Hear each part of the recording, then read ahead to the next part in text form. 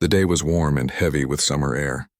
The streets of downtown Atlanta were alive with the sound of buses, car horns, and people talking. It was one of those afternoons when the air felt thick and still, and everyone just wanted to finish their work and get home. Officer Rick Dalton leaned against his patrol car in front of a small corner store. His sunglasses hid his tired eyes and his hand rested lazily on his cup of coffee. He'd been a police officer for almost 15 years, but lately the job had turned into something routine for him.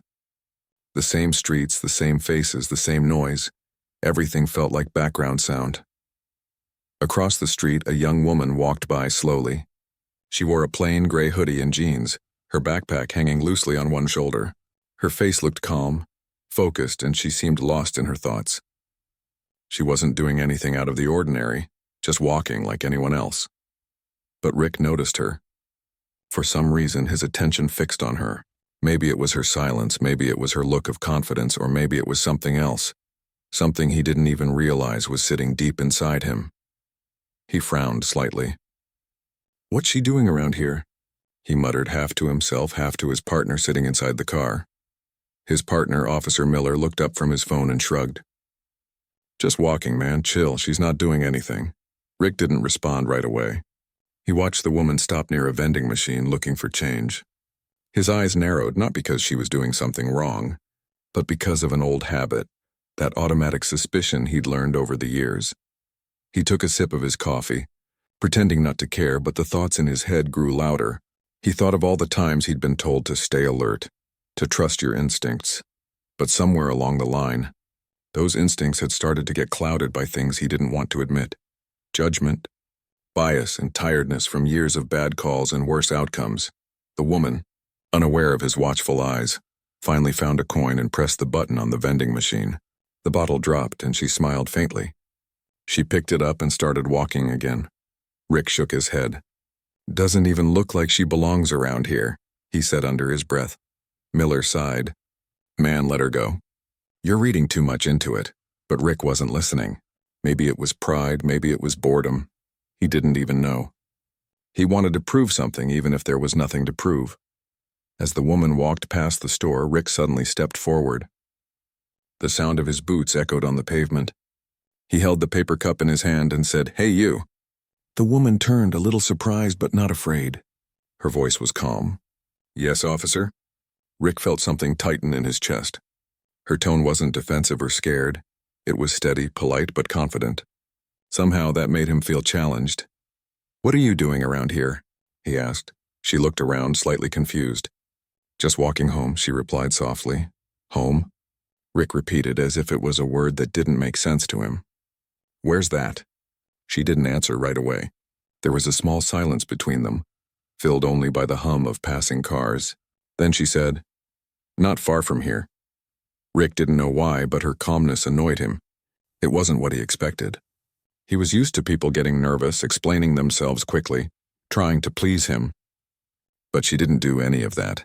He could feel Miller watching him from the car. People passing by started slowing down. Rick didn't like being watched, especially when he felt like he was losing control of a situation. He laughed, but it didn't sound kind. It was the kind of laugh people use to cover discomfort. "All right then," he said, shaking his head. "Keep walking." The woman nodded slightly and turned to leave. But then, in a moment he'd regret later, Rick did something stupid.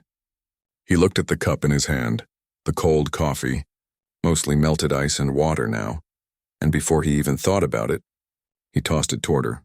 The cup hit her shoulder, and the cold liquid splashed across her hoodie. She froze for a second, startled but silent. The people nearby gasped. Miller's jaw dropped inside the car. Rick chuckled, pretending it was a joke. "Hey, relax, it's just water," he said, trying to play it off, but no one laughed. The street suddenly felt quiet, like the city itself was holding its breath. The woman turned around slowly. Her expression wasn't angry or shocked, and it was calm, heartbreakingly calm. She looked at him for a few seconds, straight into his eyes, as if she was looking beyond his uniform, beyond the act itself, into the man behind it. Then she simply said, "Have a good day, officer," and walked away. Her voice was soft, but it carried a strength that made Rick's stomach twist. He wanted to say something, to brush it off, but for some reason he couldn't find the words. People were recording. Phones were out, cameras pointed. Miller got out of the car quickly. "Rick, what the hell was that?" he whispered, glancing around nervously.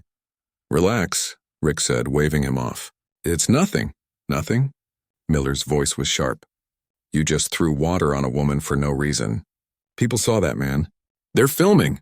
Rick tried to act tough, but deep down, something inside him knew he'd gone too far. The laughter that had been on his lips just seconds ago disappeared. He turned and saw the woman still walking. Slow, steady steps, not once looking back. The people around her seemed to move out of her way with quiet respect. Rick suddenly felt the weight of his uniform in a way he hadn't felt in years. It no longer felt like authority. It felt heavy, like something pressing down on him. He got back in the car, trying to push the thought away. "People overreact," he said, trying to convince himself. "It'll blow over." Miller didn't say anything. He just started the engine and drove. The silence between them was thick. Later that evening, Rick sat at his desk in the precinct, still thinking about what happened. The laughter from earlier now felt hollow. Every time he blinked, he saw her face again, calm, quiet, dignified. Not a single word of anger. His phone buzzed. It was a message from Miller. "You should see this." Rick clicked the link. His stomach dropped. There it was, the video. The entire thing, from the moment he called out to her to when he threw the cup. The caption read, "Officer throws drink on innocent woman for no reason." Comments were flooding in, angry, disappointed, outraged. People were tagging the department, calling for accountability. Rick's heart pounded. His hands started to shake. He slammed his phone down, frustrated. "It's social media drama," he muttered.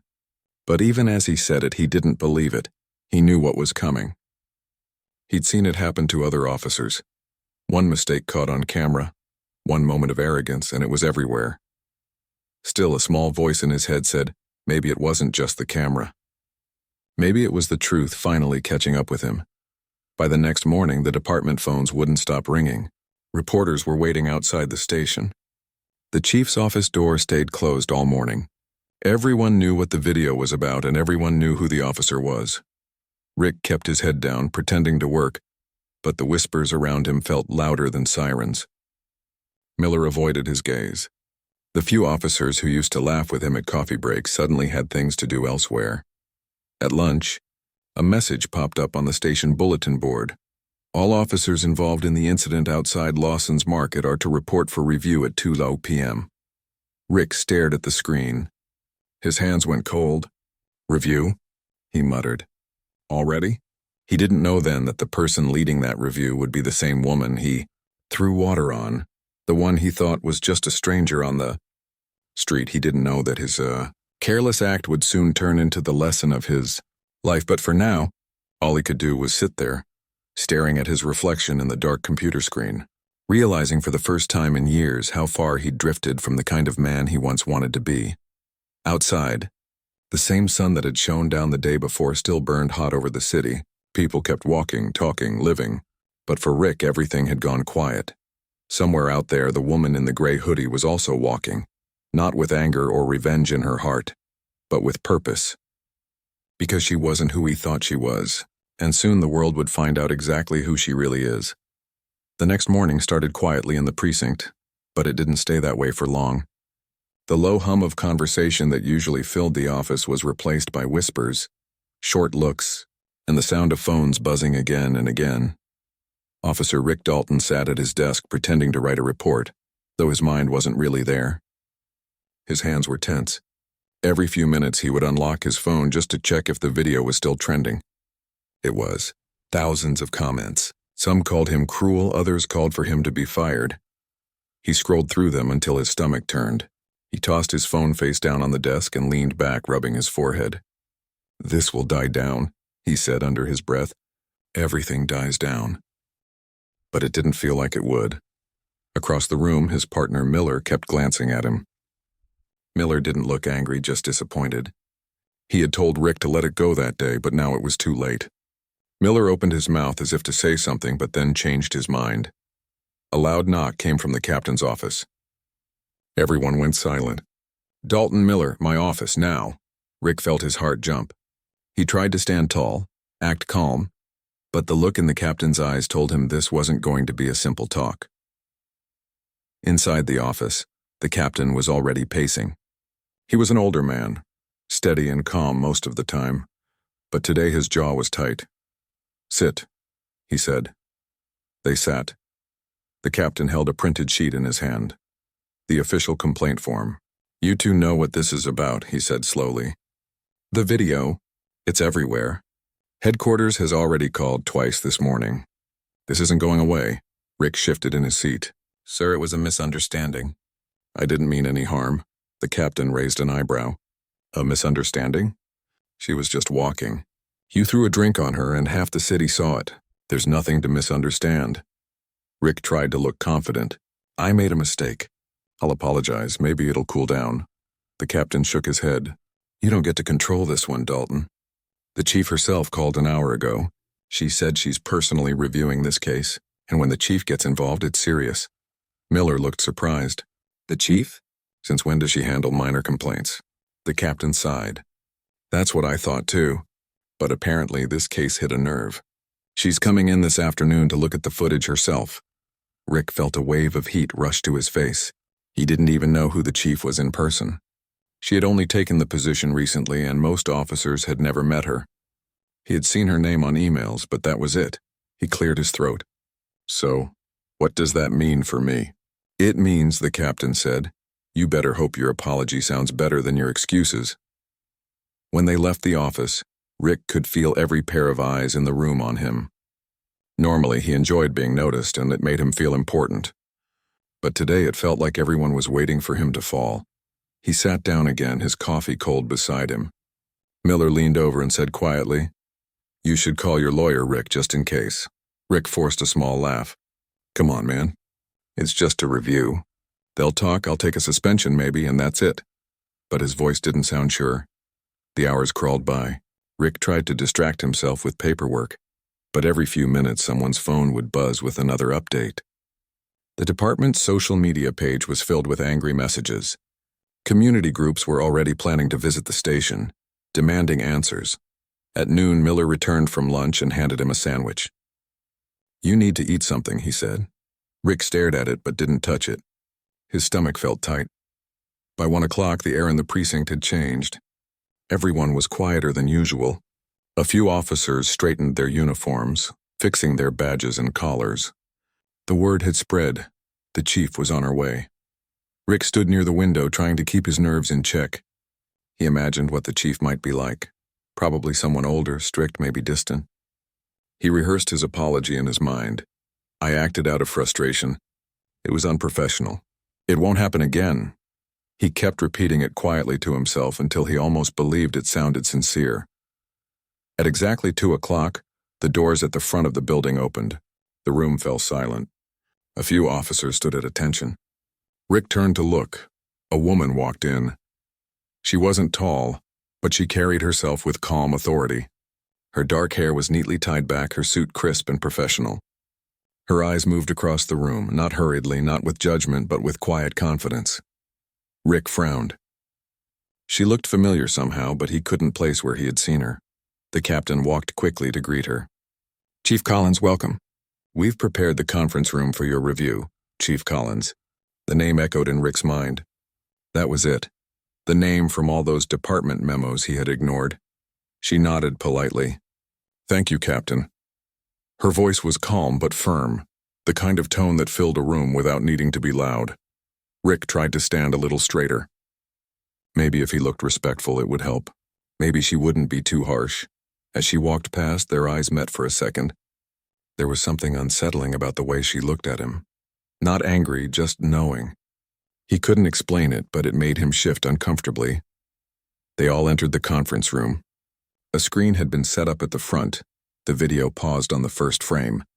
Rick sat at the table, hands clasped together. The captain started, "Chief, this is Officer Dalton." "The one involved in the incident?" She gave a small nod. "I'm aware." Rick's throat felt dry. He opened his mouth to speak, but she raised a hand gently. "Let's watch it first." No one said a word as the video played. The sound of his own voice, "Hey you!" filled the room. He winced when he saw himself throw the cup. The splash looked worse than he remembered. And then the woman's calm reply, "Have a good day, officer." The video ended. The room was silent. Rick looked down at the table. He could feel the chief's eyes on him. "Officer Dalton," she said quietly, "tell me what you see here." He hesitated. "I see a mistake. I was tired and She interrupted softly. "No, I didn't ask how you felt. I asked what you see," he swallowed. "I see myself acting out of line." She nodded slowly. "Do you see her?" Rick looked confused. "What do you mean?" "The woman," she said. "Do you see her? Not as a suspect, not as a target. As a person." Her voice wasn't angry. It was calm, but the calmness made every word hit harder. Rick didn't answer. After a few seconds, she continued. "The uniform you wear is supposed to protect people. Every person. But somewhere along the way, you forgot that. You saw someone who looked different and decided she didn't belong. That's not protection. That's prejudice." The captain shifted awkwardly, glancing at Rick. Miller sat silent at the back, his face unreadable. Rick tried to defend himself. "Chief, I didn't mean anything by it. It was a stupid joke." Chief Collins tilted her head slightly. "Do you think she laughed?" Rick froze. The question hung in the air. "No, ma'am," he said quietly. She stood, gathering the papers in front of her. "This department has been trying to rebuild trust with the community for years. Incidents like this undo that in seconds." Rick could hear the disappointment in her tone, and for the first time it hit him differently. This wasn't about bad press or punishment anymore. It was about what he had become. Chief Collins turned toward the door, then paused. "You'll be contacted by Internal Affairs. There will be an official review. For now, you're on suspension." Rick nodded weakly. "Yes, ma'am." She gave a small nod and walked out. As the door closed, Miller let out a breath. "Man," he whispered, "you really messed up." Rick didn't answer. His mind was spinning. The chief's words replayed over and over. "Do you see her?" That night he drove home in silence. The city lights blurred past his windshield, but his thoughts were loud. Every sound, every moment from the day before replayed in his head. When he got home, he sat on the couch, the house dark except for the glow of his phone. He opened the video again, the same one that had turned his life upside down. But this time he didn't see it through his own eyes. He watched it the way everyone else had, a man in uniform mocking a woman who had done nothing wrong. He paused the video on the moment she looked at him. Her face was calm, strong, and strangely familiar. He stared at the screen for a long time, confused by the feeling that he had seen her somewhere else before. Then it clicked. The woman in the video, the one he threw water on, looked just like Chief Collins. He froze. The same eyes, the same calm stare. For a moment he thought it couldn't be true. Maybe it was just coincidence. But deep down, something told him it wasn't. And if it wasn't, then everything he thought he knew about this situation was about to change. Rick didn't sleep that night. He kept turning in bed, staring at the ceiling, replaying everything in his mind. The sound of the chief's voice stayed with him, calm, steady, yet powerful enough to cut right through him. He couldn't shake the thought that the woman in the video and Chief Collins might be the same person. It sounded impossible, but every time he remembered that steady look in her eyes, the way she paused before speaking, it matched perfectly with the woman he had humiliated that day. At around 3 a.m, he sat up and rubbed his face. "No," he whispered to himself. "That can't be right. She wouldn't. She couldn't be her." But the more he tried to convince himself, the stronger the feeling grew. The next day, he showed up at the station even though he was officially suspended. He told himself he was just going to clean out his locker, but part of him hoped to see the chief again to somehow get answers. When he walked in, the atmosphere was heavy. Conversation stopped when he passed by. Some people looked away, others whispered. He pretended not to notice, but he felt every stare. Miller caught him near the hallway. "What are you doing here?"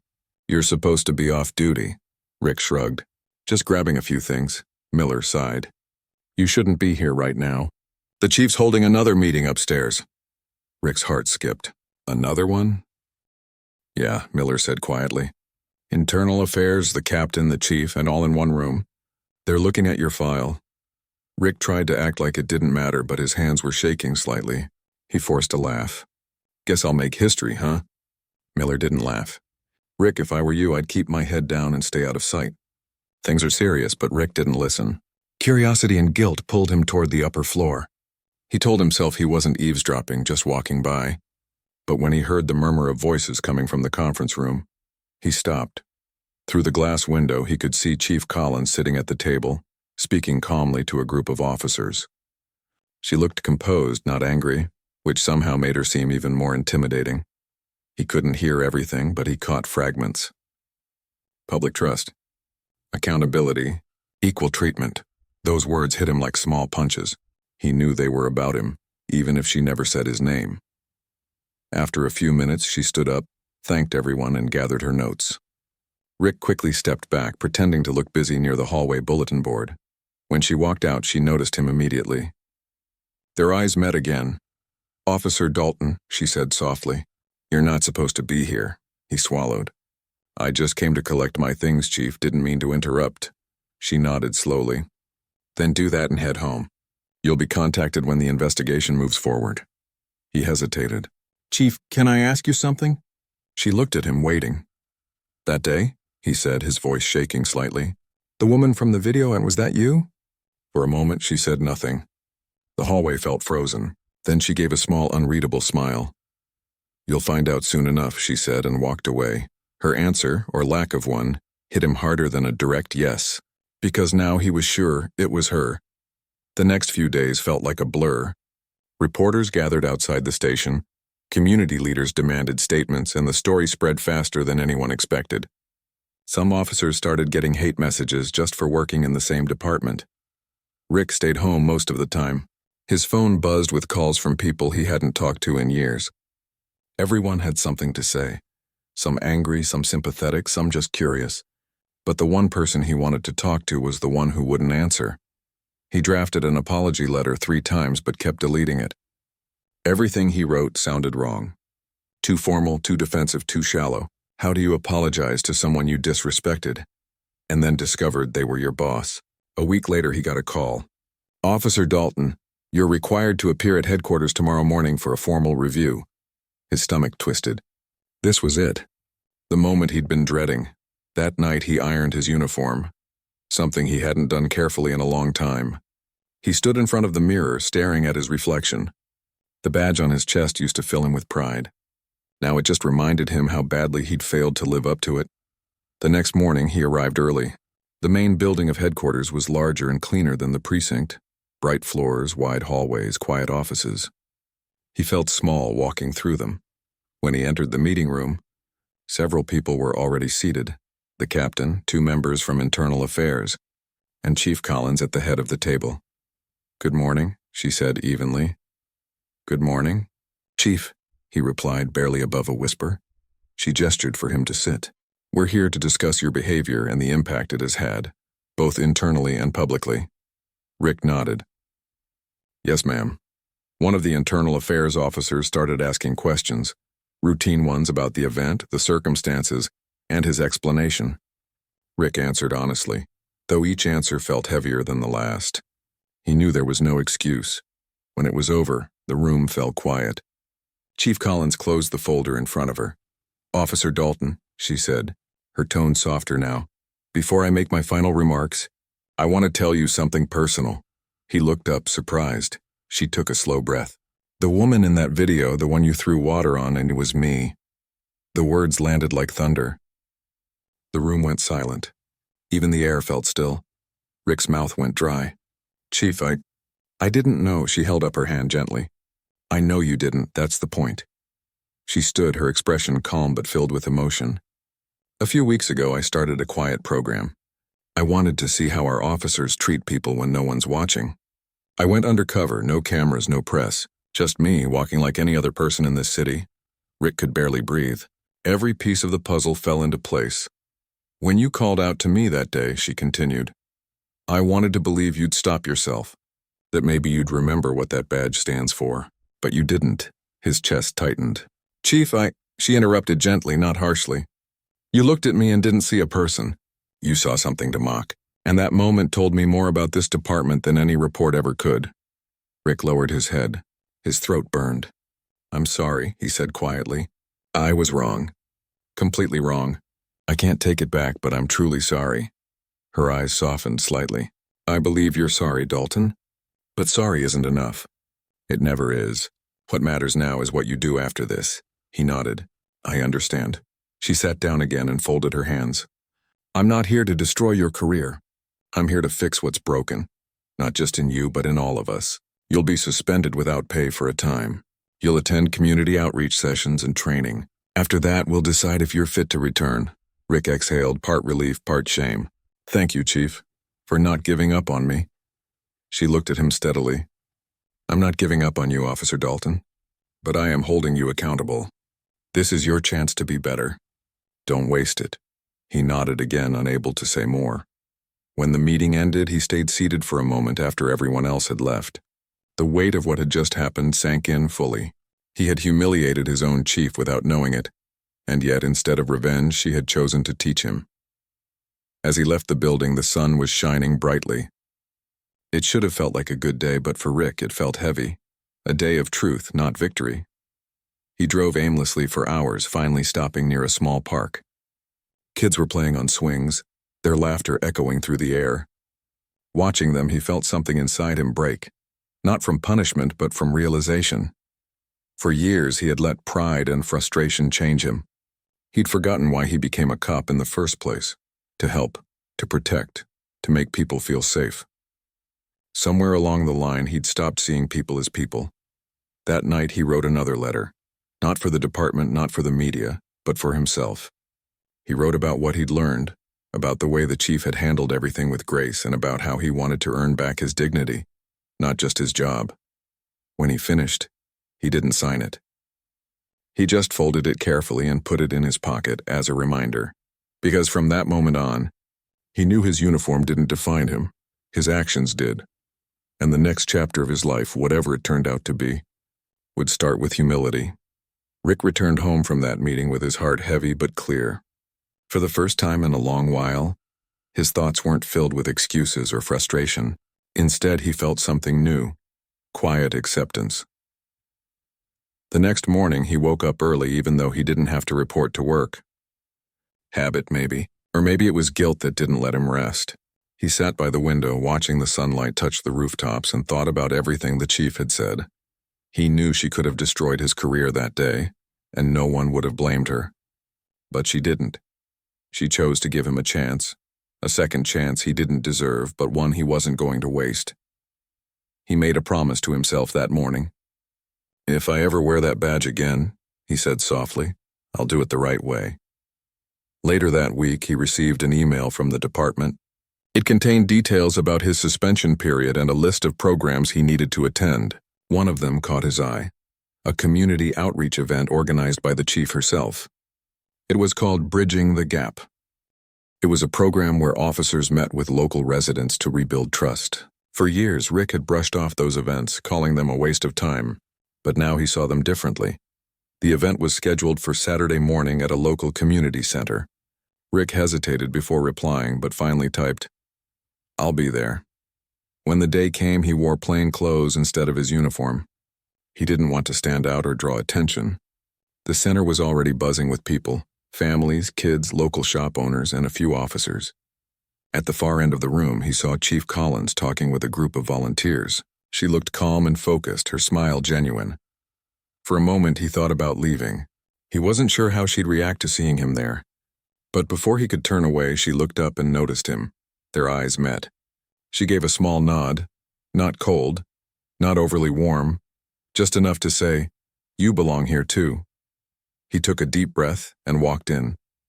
The first hour was awkward. Some people recognized him from the video. A few gave him strange looks, others avoided him. He didn't blame them. He had become a symbol of everything they mistrusted. Instead of trying to defend himself, he stayed quiet, listening. He helped set up tables, carried boxes of water bottles, and handed out flyers. Small things, but meaningful to him. A middle-aged man with kind eyes approached him while setting up chairs. You're that officer from the video, aren't you? Rick paused, unsure how to answer. Yes, he said honestly. The man nodded slowly. Takes guts to show up here after that. Rick didn't know what to say. I'm trying to do better, he said finally. The man smiled faintly. Then that's a start. Those words stayed with him. That's a start. Simple but true. As the day went on, he joined small discussions where community members shared their experiences, times they felt judged, ignored, or mistreated. He listened carefully, sometimes with shame, sometimes with surprise. One woman said, "We don't hate police. We just want to be treated like people." Rick nodded quietly. "You deserve that," he said. When he glanced up, he noticed Chief Collins standing nearby, watching him from across the room. She didn't interrupt or comment. She just observed. After the session ended, she walked over. "You handled that well," she said. Rick shook his head. "I just listened. That's all."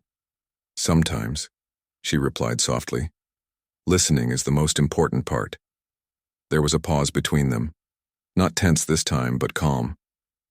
"I want to thank you," he said after a moment, "for not firing me, for letting me face what I did instead of just ending it there." She nodded. "Accountability isn't about ending people's careers.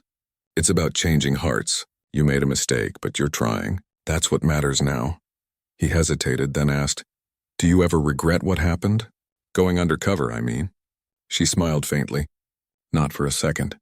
It showed me exactly what still needs to change. And it showed me that even the ones who fall the hardest can stand back up, if they choose to."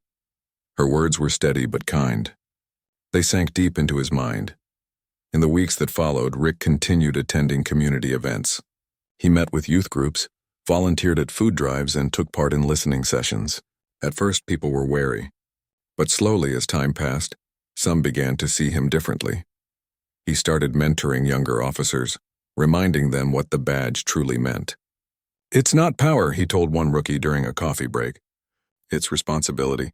You're here to protect, not to prove anything." One afternoon, during another department meeting, Chief Collins invited him to speak about what he had learned. He hesitated at first. Public speaking wasn't his strength, but he knew this was important. Standing in front of his fellow officers, he began quietly. "A few months ago, I thought I understood what it meant to serve this city. But I was wrong. I didn't just disrespect someone that day. I disrespected the uniform, the community, and myself." The room was silent. No one interrupted. He continued. "That one act opened my eyes. I realized that every person we meet out there has their own story, their own life. We don't get to judge them. We're supposed to protect them. I forgot that, but I won't forget again." When he finished, he looked toward the chief. She gave him a small nod of approval. It wasn't dramatic, but it meant everything to him. After the meeting, one young officer approached him. "Sir, I watched your speech online. I just want you to know that it made me think about how I talk to people out there." Rick smiled slightly. "That means more than you know." Later that evening, he sat outside the station steps as the sun began to set. The air was cool, the sky painted with shades of orange and pink. For the first time in years, he felt a strange kind of peace. Not pride, but purpose. He thought about how different things could have been if the chief hadn't given him that second chance. If she had chosen anger instead of grace, his story would have ended months ago, but she believed that people could change. And she was right. A week later, he received a message from the department. His suspension was ending. He was being reinstated on a probationary basis. He stared at the message for a long moment, unsure how to react. It wasn't full redemption, but it was hope. When he returned to work, things weren't perfect. Some officers still looked at him differently. Some people in the community still remembered the video. But he didn't expect forgiveness, and he just wanted to earn back trust, one small action at a time. One afternoon, as he patrolled a quiet street, he saw a group of kids playing basketball. The ball rolled toward his feet. He picked it up and tossed it back with a smile. The kids laughed, surprised by his friendliness. "Stay safe out here," he said, waving, as he walked away. He realized that simple moment, a ball, a smile, a few words, meant more than any speech or headline. It meant he was finally doing what he was meant to do, serve, not rule. Later that evening, he passed by the same corner where it had all started, outside the convenience store. The place looked the same. Cars passing by, people walking, city noises filling the air. He stood there for a while, remembering that day, the heat, the noise, the moment he made the worst mistake of his life. Then he smiled quietly, almost sadly. "Never again," he whispered. From behind him, a familiar voice said, I hoped you'd come back here someday. He turned. Chief Collins stood a few feet away, wearing plain clothes, her expression calm as always. I come here sometimes too, she said. To remember what we've learned. Rick nodded. This place changed everything for me. For both of us, she replied. You taught me something too, that leadership isn't about punishment. It's about believing people can grow. He looked at her, humbled. And you taught me that compassion is stronger than authority. They stood there quietly for a moment, watching the city move around them. Cars honked, people talked, life carried on. But for them, that corner would always mean something more. A reminder that even one wrong act can become a turning point. Not the end of a story, but the beginning of a better one. The weeks passed by slowly, but the changes in Rick were unmistakable. He had adjusted to his new routine, spending more time reflecting on his actions, on how he could do better both on and off the job. It wasn't easy, but he was determined. The hard part wasn't the training or the community outreach events. It was facing the people he had wronged, day after day. In the beginning, the thought of working alongside his colleagues again was nerve-wracking. Every time he saw an officer who had been present the day of the incident, he wondered if they were silently judging him. But with each day, he noticed something different. Little nods of acknowledgement, small conversations in the hallways, and most surprisingly, a few officers asking for his advice on cases. It wasn't much, but it was enough to show him that people were starting to see him differently, and that meant everything. Chief Collins had been right. It wasn't about seeking redemption or apologies. It was about proving through actions that he had learned, grown, and earned back the trust that had been lost. And for the first time, he truly believed it was possible. One afternoon, as Rick sat in his squad car taking a break, his phone buzzed with a message from an unknown number. It was from the chief's office. Rick, we have a meeting tomorrow. Please be on time. He felt a knot form in his stomach. Meetings with the chief always meant something important, but after everything he had gone through, he couldn't help but worry. Was this the moment where they told him his probation was over? Or worse, that they'd decided to part ways with him permanently? The next morning, he dressed carefully, taking extra time to get his uniform just right. His hand shook slightly as he buttoned his shirt. It wasn't fear this time. He had learned to cope with that. No, it was anticipation. He wasn't sure what to expect, but he knew that whatever happened, it would mark a turning point in his journey. When he arrived at the station, he went straight to the chief's office. She was already seated behind her desk, looking over some reports. She glanced up when he entered, offering a small but encouraging smile. Good morning, Rick. Have a seat. He sat down, trying to appear calm, but his heart was racing. She didn't waste time with small talk. I'm sure you're wondering why you're here, she began, her voice steady. Rick nodded, still unable to speak. He had so many questions, but none of them felt right to ask. I've been keeping an eye on your progress, she continued. The community outreach events, the extra training, the way you've engaged with your fellow officers. It's been impressive. You've put in the work, Rick, and for that I commend you.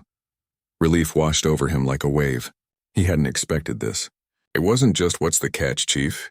He asked, trying to keep his voice steady. She leaned forward slightly, locking eyes with him. You have to continue doing the work. The real work, not just the events and training, but every day. You'll need to prove that your actions reflect the values of this department, and more importantly, the values of the community. If you falter even once, we'll reevaluate. It wasn't a guarantee, but it was a chance, a real chance to prove himself. It was everything Rick had been working for. I won't let you down, Chief, he said, his voice firm. I don't expect you to, she replied. But remember, the hardest part of all this isn't getting the badge back. It's earning back the trust of the people you serve. And that's going to take time.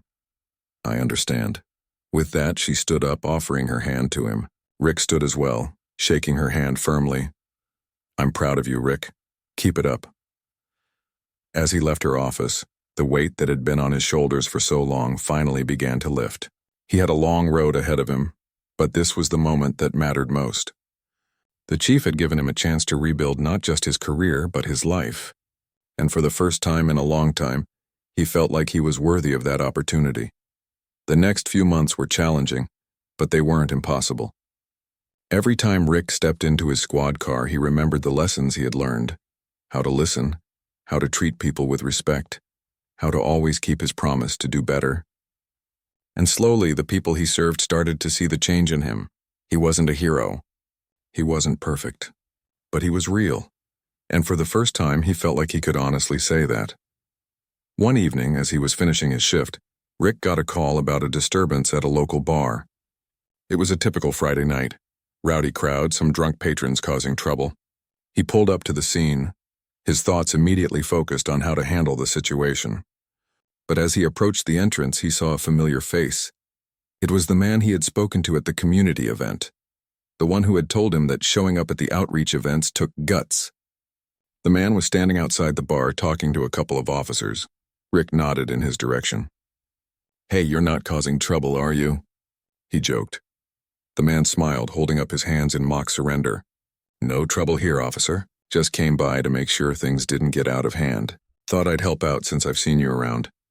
Rick felt a small spark of something. Maybe hope. The kind of hope that comes from knowing that one person at least had seen him as more than just a badge and a uniform. He wasn't just the officer who had made a mistake. He was a part of the community now. As the night wore on, Rick handled the situation with calm and professionalism. No drama, no arrest. He made sure the situation was resolved peacefully, and when it was over, he stood outside for a moment, letting the cool night air settle around him. In that quiet moment, it hit him. The chief had been right. Leadership wasn't about punishing someone for their mistakes. It was about giving them a chance to make things right, to learn, and to grow. He wasn't a perfect cop. He would never claim to be. But he was working on it, and as long as he kept moving forward, he knew he was on the right path. The next day, the chief called him again. This time, there were no big announcements or dramatic speeches. She just asked, "How are you feeling, Rick?" He smiled. "I'm getting there. One step at a time," and that was all she needed to hear. There was no need for more words. They both knew the truth. He was doing the work, and that was all that mattered. As he walked through the station later that day, he felt something he hadn't felt in a long time. Pride. Not because of the badge, but because of the man he was becoming. It wasn't easy, but it was worth it. And when he looked back on everything, on the mistakes he had made, the lessons he had learned, and the people who had helped him along the way, he knew this was just the beginning of his journey. No matter where it took him, he was ready to keep moving forward.